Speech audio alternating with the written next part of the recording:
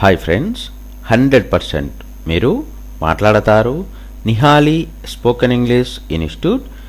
ఈ వీడియోలో మనం ప్రేజల్ వర్బ్స్ డూ ఫర్ గురించి తెలుసుకోబోతున్నాం.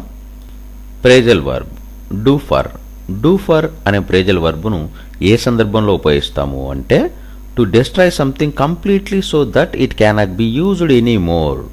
అంటే తెలుగులో పనికి రాకుండా నాశనం చేయు అని చెప్పే సందర్భంలో మనం డూ ఫర్ అనే ప్రేజల్ వర్బ్ను ఉపయోగిస్తాము.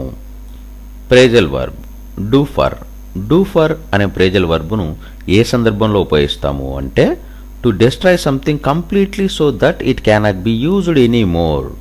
అంటే తెలుగులో పనికి రాకుండా నాశనం చేయు అని చెప్పే సందర్భంలో మనం డూ ఫర్ అనే ప్రేజల్ వర్బ్ను ఉపయోగిస్తాము.